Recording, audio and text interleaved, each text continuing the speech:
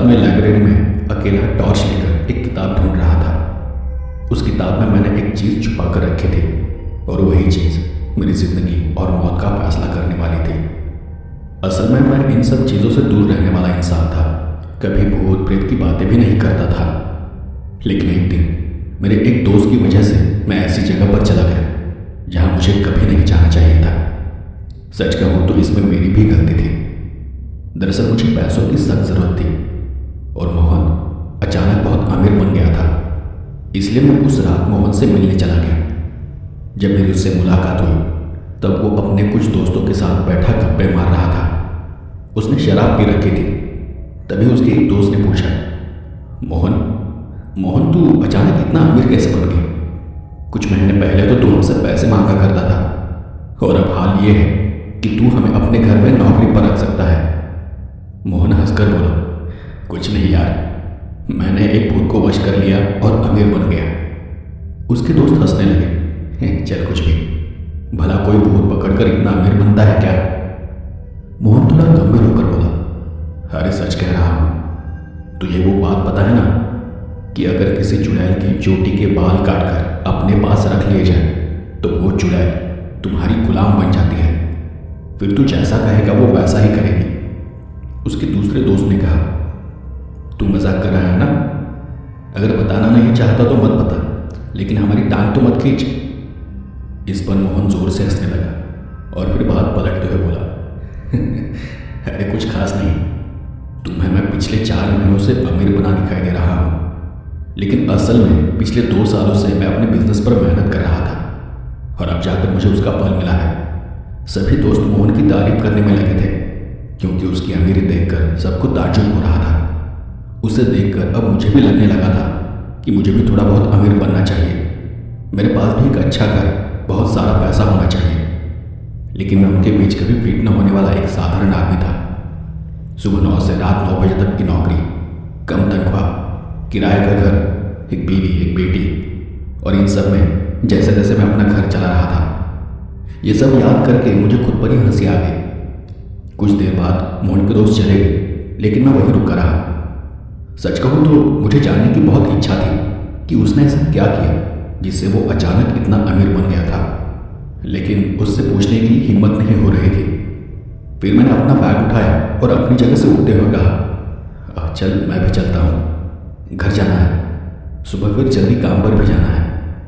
मोहन ने अपने चेहरे पर थोड़ा पानी मारा और थोड़ा होश में आकर उसने मुझे कहा, कहाँ जा रहा है?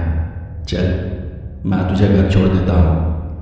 मैंने नाम में सर हिलाते हुए कहा, अरे रहने दे, तुझे क्यों परेशान करूं? वैसे भी तेरा घर दूसरी तरफ है और मेरा ठीक उल्टी दिशा में। उसने फिर भी मेरा हाथ पकड़कर मुझे गाड़ी में बिठा दिया। उसे देख अब ऐसा नहीं लग रहा था कि उसने बहुत ज़्यादा शराब पी रखी है। वो बिल्कुल होश में था और ठीक से गाड़ी चला रहा था। गाड़ी चलाते वक्त मैंने उससे कहा, अरे तुझसे एक बात कहनी थी, मतलब तेरी थोड़ी हेल्प चाहिए थी। अगर तुझे कोई अच्छी नौकरी के बारे में पता चले तो ज़रूर बता देना। इस नौकरी में ठीक से पैसे नहीं मिलते और घर का खर्च भी नहीं निकलता, बहुत दिक्कतें आ रही हैं। उसने बस हाँ में सर हिलाया। मैंने फिर कहा, एक सवाल पूछूं? उसने फिर से सर हिलाया। क्या तू सच में अपने बिजनेस से इतना अमीर हुआ है? उसने सिर हिलाकर ना में जवाब दिया। तो फिर तूने ऐसा क्या किया जिससे तू इतना अमीर बन गया? इस पर वो बोला, कुछ गलत नहीं किया रे, मैंने वहाँ जो कुछ कहा वो सब सच है। मतलब मेरे पास सच में एक हडल है, एक भूतनी जो मेरे गुलाम है और मैं जो भी कहता हूँ वो मुझे ला कर देती है। हालांकि मेरी हर इच्छाएं पूरी नहीं होती, लेकिन कुछ इच्छाएं ज़रूर पूरी हो जाती है। मोहन, मैं तेरे दोस्तों की तरह मजाक नहीं कर रहा, मैं सच में पूछ रहा हूँ। मुझे भी तेरे जैसे कामयाब बनना है, तेरे जैसे अमीर बनना है, बहुत सारे पैसे कमाने हैं। मोहन ने अचानक गाड़ी रोक दी। इतनी जोर से कि मुझे झटका लगा और मैं आगे की तरफ झुक गया। उसने अपनी आंखें मली और फिर शांत होकर मेरी तरफ देखा। सामने शीशे में देख। क्या? उसने फ्रंट मिरर सीधा करते हुए कहा, देख और बता तुझे क्या दिखाई दे रहा है। मैंने शीशे में झांका और तभी तेजी से सरकता वापस दिखाई दिया। वो क्या था मैं ठीक से देख नहीं पाया, लेकिन लगा जैसे कोई हमारा पीछा कर रहा था। कौन था वो? मोहन ने आईने की तरफ देखकर बोला, अब अपनी बाई तरफ देख। मैंने बाई खिड़की की तरफ देखा। तभी अचानक किसी का चेहरा कहां से ठीक बाहर दिखाई दिया, लेकिन इससे पहले कि मैं उसे ठीक से देख पाता, वो जो कोई था वो तेजी से पीछे हट गया। इतनी तेजी से कि मैं उसका चेहरा पहचान भी नहीं सका। बस दो आंखें दिखाई दी, पीली चमकती आंखें, और फिर सामने झाड़ियों की सरसराहट हुई। अब मुझे सच में डर लगने लगा। मैंने घबरा कर कहा, मोहन ये क्या हो रहा है? वो कौन है? वो वही हड़ल है जो हमेशा मेरा पीछा करती है। जिस दिन उसे उसके बाल वापस मिल जाएंगे वो मुझे मार डालेगी। तो फिर तू ये सब क्यों कर रहा है? अब मैं इससे बाहर नहीं निकल सकता। मतलब अभी तक मुझे कोई रास्ता नहीं मिला है। तो तू वो बाल जला क्यों नहीं देता?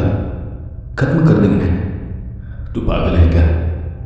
यही तो एक चीज है जिससे वो मेरे काबू में है।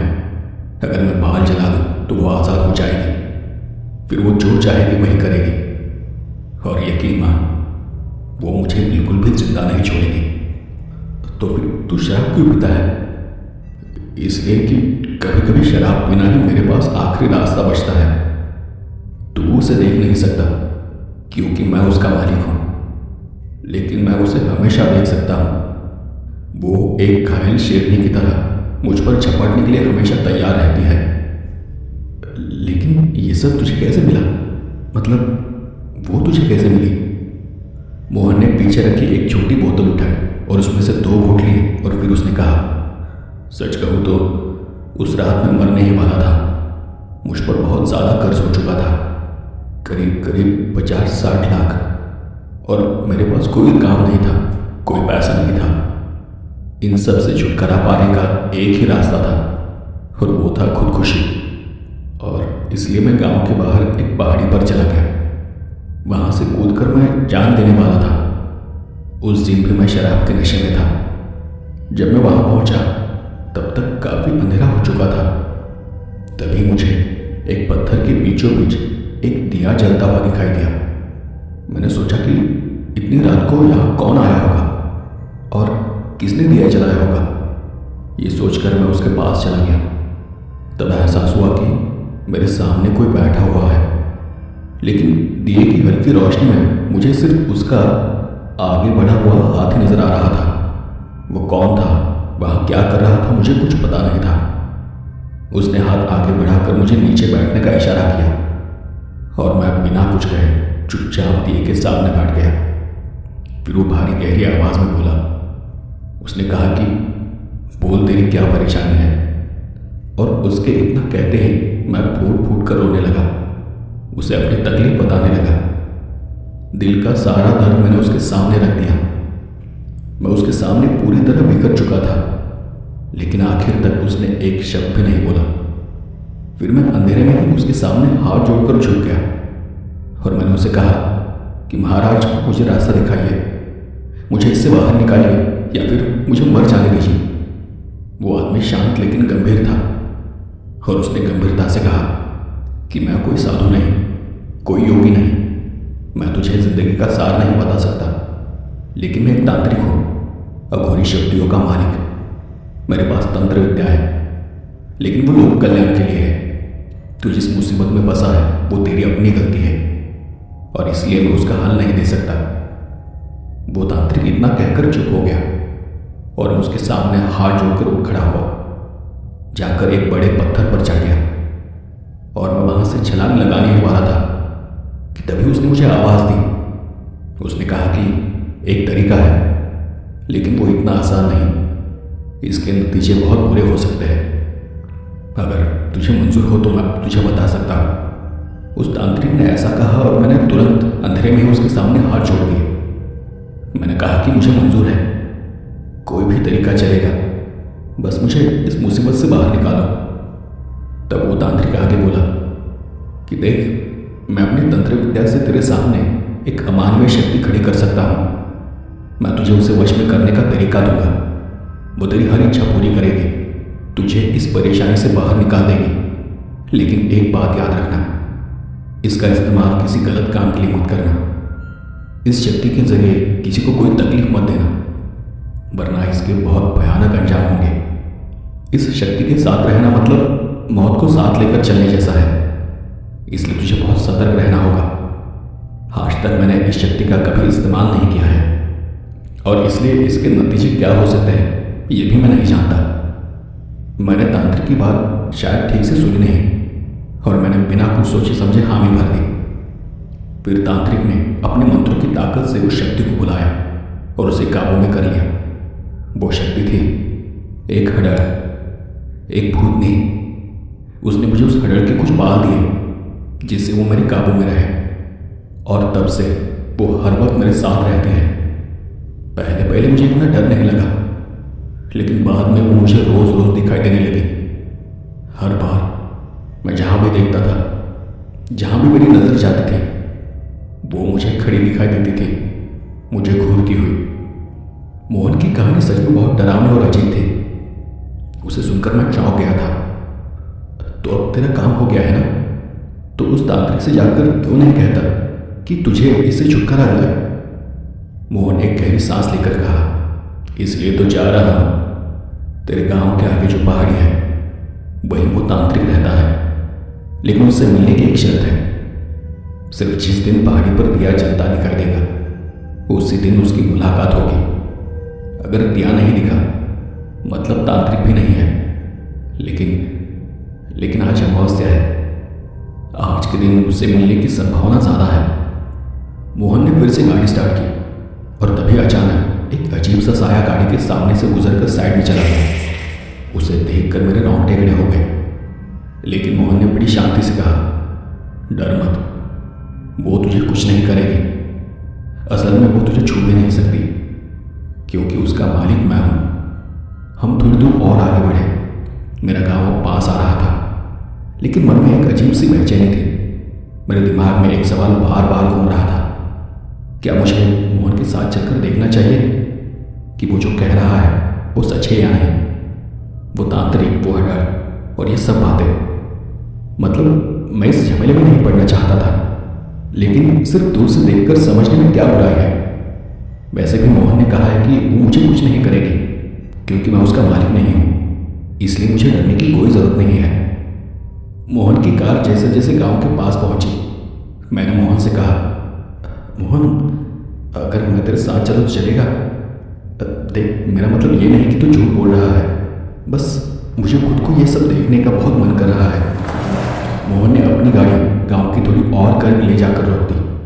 फिर उसने जेब से एक बोतल निकाली और उसमें से 2 घूंट लिए और कहा, मुझे नहीं पता कि ऐसा करना सही होगा या नहीं, लेकिन अगर तुझे इन सब चीज़ों से डर नहीं लगता तो चल। लेकिन अगर तेरा ये सब आजमाने का कोई इरादा है तो ये सब अभी के अभी दिमाग से निकाल दे, क्योंकि ये सब तेरी कल्पना से भी बहुत ज़्यादा डरावना है। एक चीज़ हर वक्त तेरे आसपास घूम रही है और तेरी मौत का इंतजार कर रही है। ये एहसास तुझे चैन से जीने नहीं देगा, न दिन में सुकून मिलेगा, न रात को नींद। और इसी वजह से मुझे शराब पीनी पड़ती है। जब नशा रहता है तब कुछ महसूस नहीं होता और डर भी नहीं लगता। आज अगर वो तांत्रिक मिल गया तो मैं उसे कहूँगा कि वो ये सब वापस ले ले, लेकिन मुझे मेरी नींद लौटा दे। तू समझ नहीं सकता, कितने दिनों से मैं ठीक से सोया तक नहीं हूँ। मैंने मोहन का हाथ पकड़ा।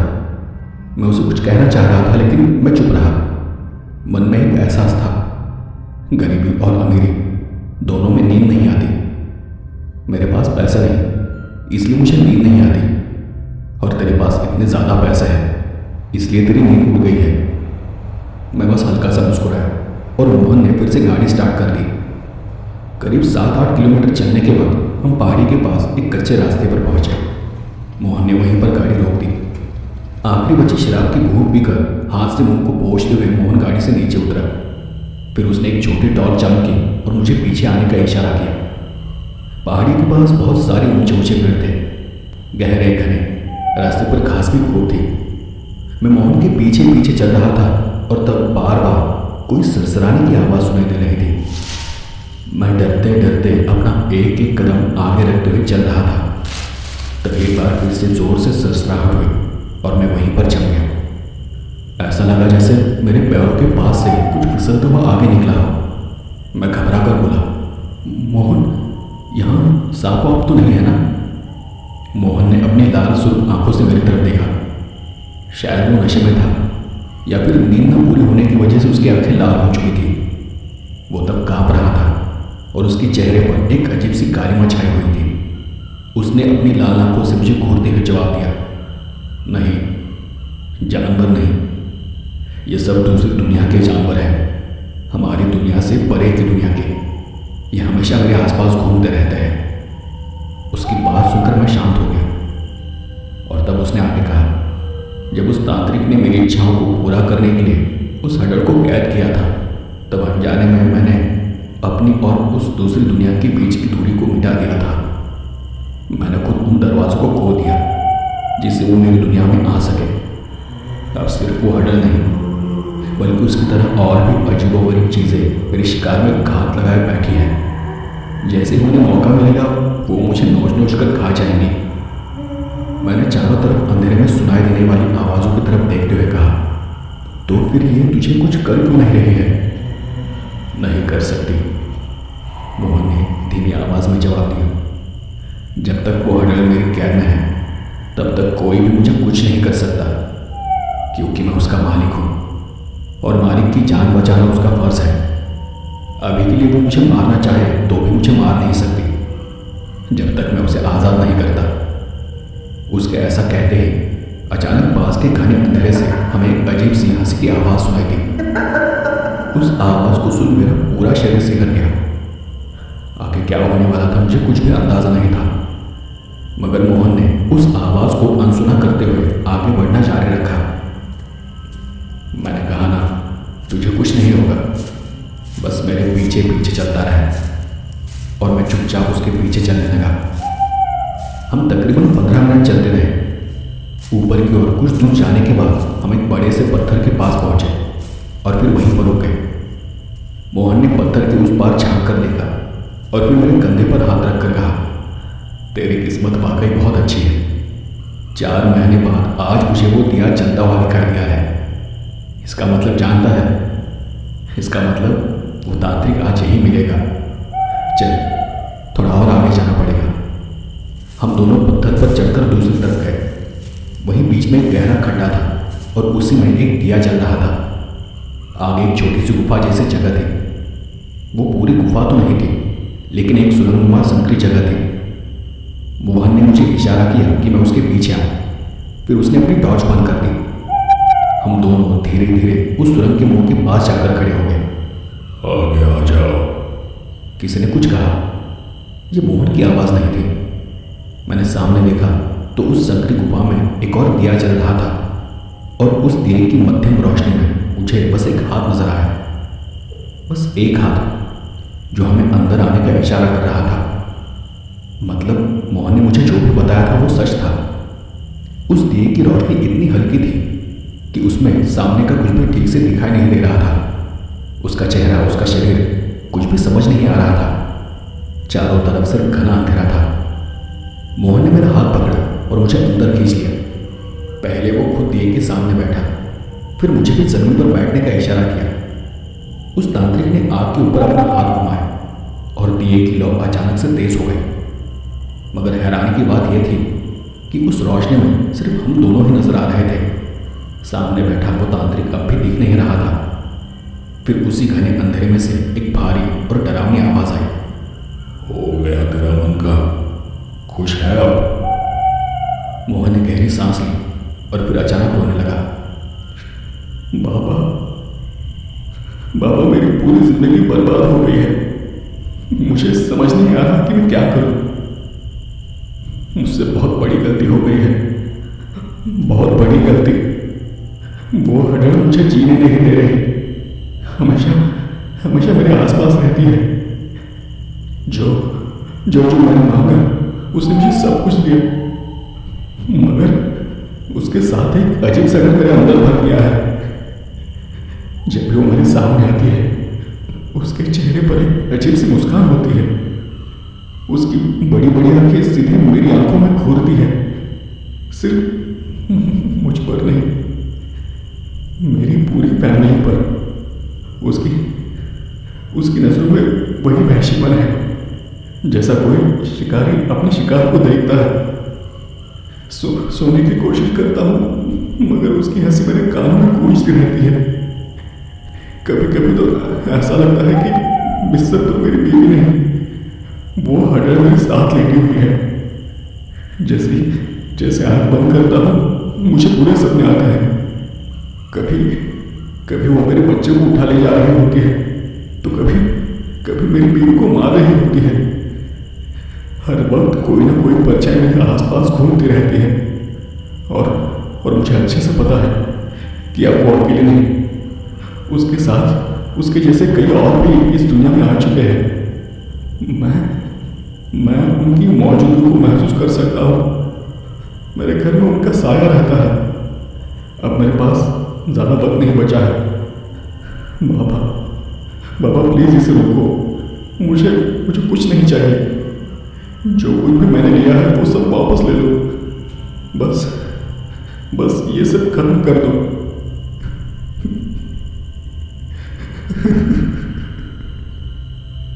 मोहन फूट फूट कर रोते हुए ये सब बोलता रहा और तांत्रिक बाबा बस चुपचाप बैठे उसे सुनते रहे। फिर अचानक उन्होंने आग के ऊपर फिर से हाथ घुमाया और दिए की लौ धीरे धीरे कम होती चली गई। फिर उन्होंने हाथ उठाकर कहा, शांत हो, ये सब तो होना ही था। मैंने तुझे पहले ही समझाया था, चेतावनी दी थी कि कुछ भी हो सकता है। दूसरी दुनिया के जीवों को इस दुनिया में बुलाना यानी उनके लिए दरवाजे खोल देना, और तूने वो दरवाजे खोल दिए, इसलिए वो यहाँ आए हैं। लेकिन अब मैं तुझे आज़ाद करता हूँ हमेशा के लिए, मगर जो उसका है वो उसे लौटाना होगा जो मैंने तुझे दिया था। मोहन ने अपने आंसू पोंछ लिए और अपना चेहरा साफ करते हुए बोला, हाँ वो मैं लेकर आया हूँ। उस तांत्रिक ने आग के ऊपर फिर से हाथ घुमाया और दिए की लौ को हाथ में समेट लिया। फिर उसने वो लौ बाएं तरफ पत्थर पर फेंक दी। वहां पर एक जोरदार धमाका हुआ और एक और आग जल उठी। उस आग के पास हड्डियां, खोपड़ियां और न जाने क्या क्या बिखरा पड़ा था।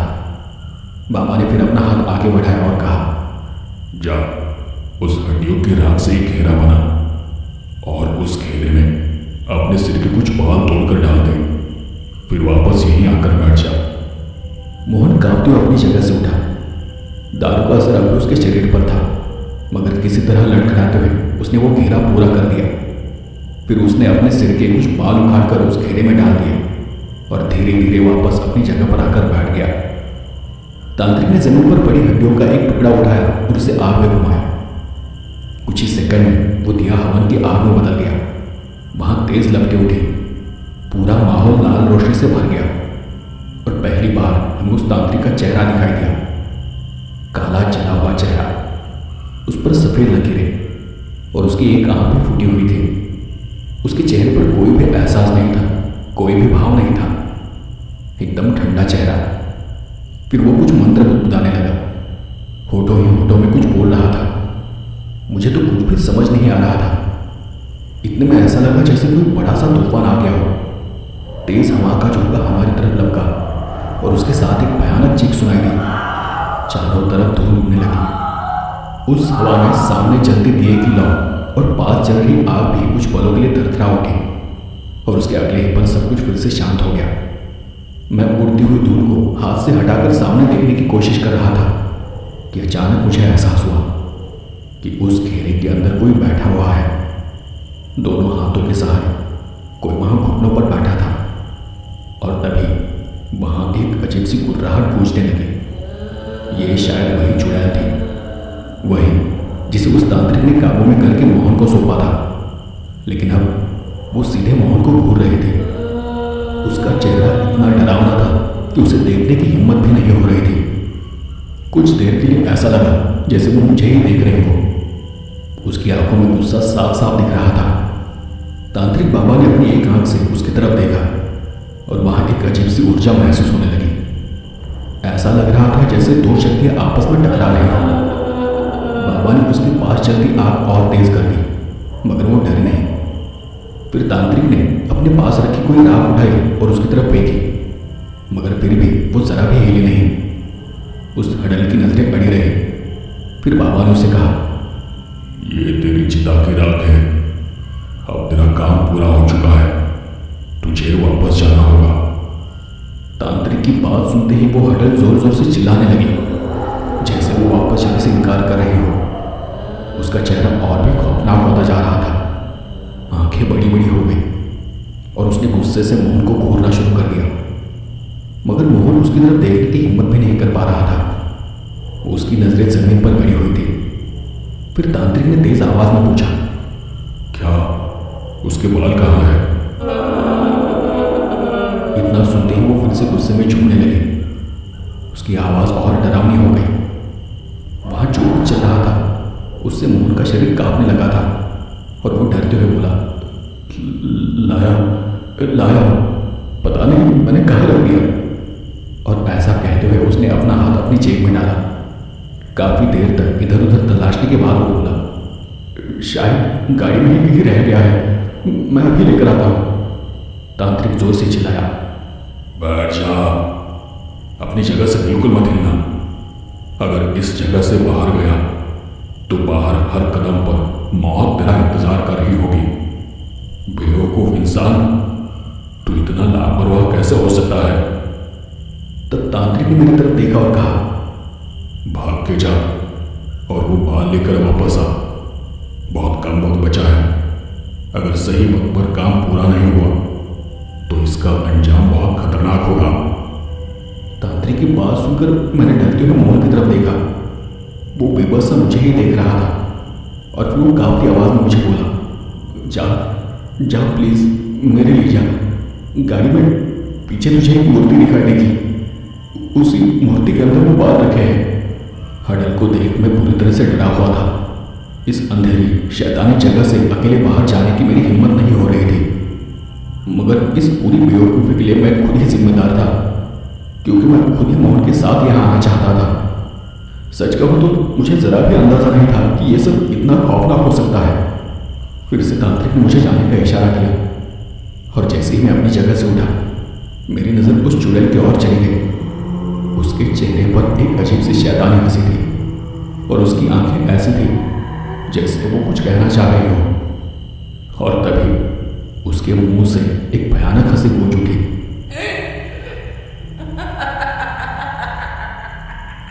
उसकी आवाज सुनते ही मेरे बदन में सिहरन दौड़ गई। मैंने जल्दी से नीचे देखा और हड़बड़ाते हुए बुलाने लगा, वो मुझे देख रही है, देखो देखो, वो मुझे घूर रही है।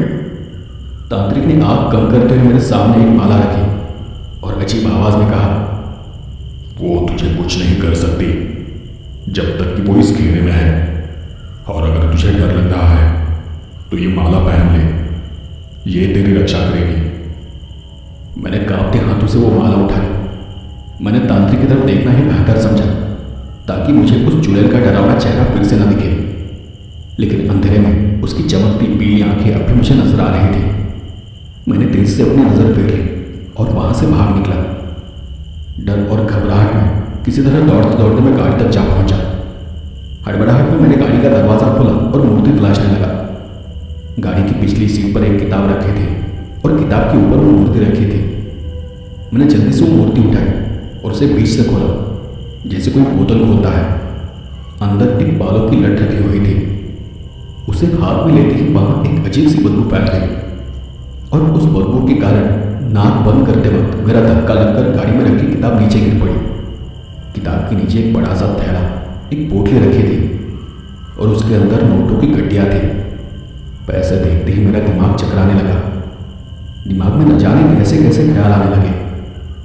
अगर ये बाल मैं अपने पास रख लूँ तो, इसका इस्तेमाल मैं खुद के लिए करूँ तो, अगर मैं उस चुड़ैल को अपने काबू में कर लूँ तो इससे मेरे पास भी ढेरों पैसे आ जाएंगे और जब पैसे मिल जाएंगे तो मैं भी तांत्रिक से कहकर उस चुड़ैल को, उस हडल को वापस भेज दूंगा।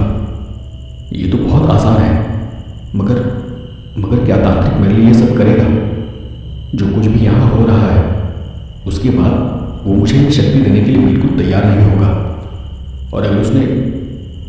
करने से इनकार कर दिया तो? अगर उसने मुझे वो हडल अपने वश में करने ही नहीं दी तो? मैं इन्हीं उलझनों में था। मेरे दिमाग में जैसे हजारों सवाल चल रहे थे और तभी मैंने किताब उठाई। कुछ पल के लिए अपनी आंखें बंद की। मुझे कुछ भी समझ नहीं आ रहा था क्या सही है क्या गलत है। जल्दबाजी में मैंने किताब बंद की और उसे पैसों के थैले पर रखा। फिर मैं तुरंत मूर्ति लेकर फिर से पहाड़ी की तरफ दौड़ पड़ा। उस वक्त भी मेरे दिमाग में हजारों ख्याल चल रहे थे। मैं जो कर रहा हूँ क्या वो सही है? एक बार आजमाने में क्या बुराई है? मोहन तो अब तक जिंदा है, उससे तो अब तक कुछ भी नहीं हुआ है। मैं इसी सोच में खोया हुआ कब उस गुफा के अंदर चला गया मुझे पता ही नहीं चला। मोहन ने जब मेरा नाम पुकारा तब मुझे होश आया और तब मैंने देखा कि मैं उस चुड़ैल के सामने खड़ा था। वो चुड़ैल मुझसे बस 2 कदम की दूरी पर थी। वो मुझे अपनी बड़ी बड़ी आंखों से घूर रही थी और अजीब तरह से मुस्कुरा रही थी। उसका वो भयानक रूप देखकर मैं झटके से पीछे हट गया। लगा जैसे मुझे बिजली का झटका लगा हो। मोहन मेरे हाथ से वो मूर्ति लेकर तांत्रिक के सामने जाकर बैठ गया। मैं भी घबराते हुए उसके बगल में जाकर बैठा। तब एक बात की तरफ मेरा ध्यान गया।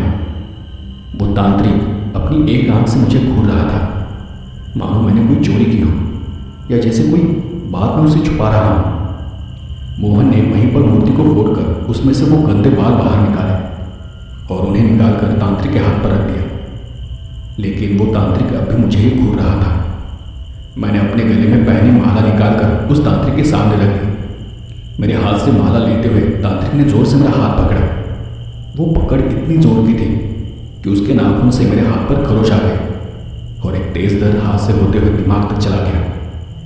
कुछ देर बाद वो तांत्रिक शांत हो गया। उसने वो बाल उठाया और उठकर उस हडल के पास चला गया और फिर कुछ मंत्र बुदबुदाते हुए उसने कहा, ये तेरे बाल तुझे वापस कर रहा हूं, तुझे इस बंधन से मुक्त कर रहा हूं। लेकिन मुझसे वादा कर, जैसे ही तुझे तेरे बाल मिल जाएंगे तू इस दुनिया से अपनी दुनिया में वापस चली जाएगी।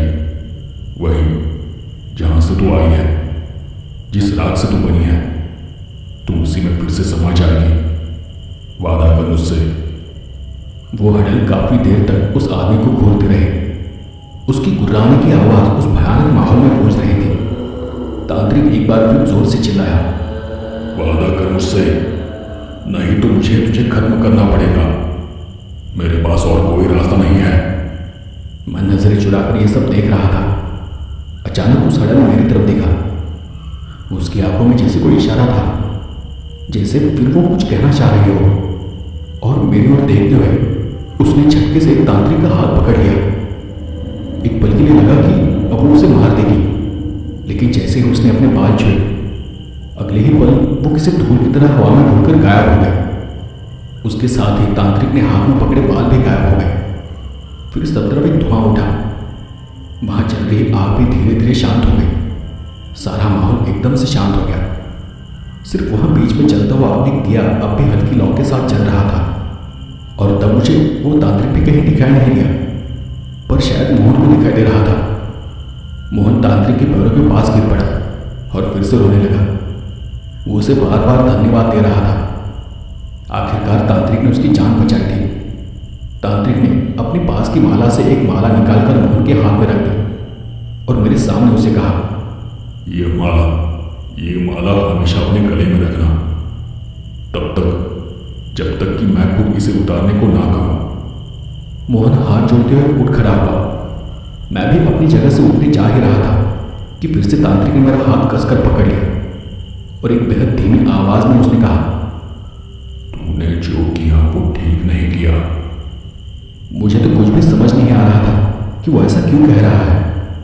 मैं जल्दी से अपना हाथ छुड़ाकर पीछे हट गया और तांत्रिक ने हमें इशारे से बाहर जाने को कहा। हम कुछ दूर निकले तो मैंने पलट कर देखा, लेकिन अब वहां कुछ भी नहीं था। दिया बुझ चुका था। न वहां आग थी न कोई परछाई थी। चारों तरफ बस घना अंधेरा था। मैं और मोहन तेजी से गाड़ी की तरफ चलने लगे। गाड़ी में बैठते हुए मोहन ने राहत की सांस ली। वो अब बहुत खुश था। उसकी जान बच गई थी। मौत के मुंह से वो सही सलामत लौट आया था।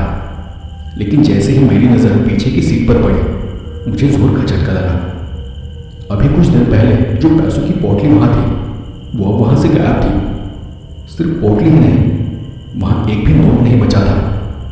मैंने वहाँ रखी हुई किताब को उठाकर देखा, लेकिन उसके नीचे भी कुछ नहीं था। तभी मोहन ने खुश होकर बोला, तुझे ये किताब चाहिए तो रख ले, अब मुझे इसकी कोई ज़रूरत नहीं है। इसमें भूत प्रेत से बचने के तरीके हैं, वशीकरण और जादू टोना की सारी जानकारी है। तुझे चाहिए तो ले जा तो अपने साथ। मैंने थोड़ा रुककर उससे पूछा, अरे यहाँ एक पोटली थी, थोड़ी देर पहले एक बड़ी थैली जैसी। वो हंसते हुए बोला, तेरी पोटली थी क्या? मैंने थोड़ा घबरा कर कहा, नहीं, बस ऐसे ही। मैंने अभी यहाँ कोई पोटली देखी थी इसलिए पूछ रहा था। वो मेरे हाथ पर हल्के से चपक मारते हुए बोला, अरे भले ही मैंने शराब पी रखी है, लेकिन मैं अभी भी होश में हूँ। मुझे अच्छे से याद है कि वहाँ कोई पोटली नहीं थी, बस ये किताब और वो मूर्ति थी। शायद डर की वजह से तुझे कुछ भ्रम हुआ होगा। मोहन ने गाड़ी चालू की और फिर हम वहाँ से निकलने लगे। उसी पल मेरी नज़र गाड़ी के शीशे पर पड़ी। ऐसा लगा जैसे अंधेरे में कोई खड़ा है और हमें देख रहा है। जैसे ही गाड़ी की बैटलाइट चालू हुई, वो परछाई अचानक अंधेरे में गायब हो गए। मैंने तो अपना सिर पकड़ लिया, पर मैंने मोहन से कुछ भी नहीं कहा। मोहन मुझे घर तक छोड़ने आया। इस वक्त मेरी हालत बहुत अजीब थी। मुझे ऐसा लग रहा था जैसे मैं खुद नशे में हूँ, जैसे कोई भारी बोझ मेरे दिमाग और मेरे दिल पर रखा हो। मोहन ने गाड़ी रोकी, लेकिन मैं अभी गुमसुम बैठा था। आखिर उसने मेरा कंधा हिलाकर पूछा, साहब घर नहीं जाना क्या? उसकी आवाज़ सुनकर मैं अचानक होश में आ गया और उसे हाँ कहते हुए अपनी बैग और वो किताब उठाकर गाड़ी से नीचे उतरा। मोहन ने हाथ हिलाया और जाते जाते उसने कहा, कल सुबह मेरे घर आना, मैं तेरी ज़रूर मदद करूँगा। मैंने ज़बरदस्ती मुस्कुराकर अपना सिर हिलाया और मोहन गाड़ी लेकर धूल उड़ाता हुआ वहाँ से निकल गया। सब तरफ फिर से अंधेरा हो गया।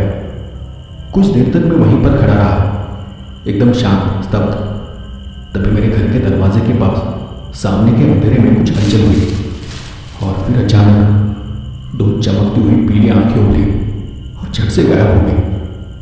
मैं घबराकर पीछे हट गया। उसी वक्त मुझे वो हंसी सुनाई दी, वही डरावनी हंसी। वो हंसने की आवाज़ जानी पहचानी थी। मेरा पूरा शरीर डर के मारे कांप उठा।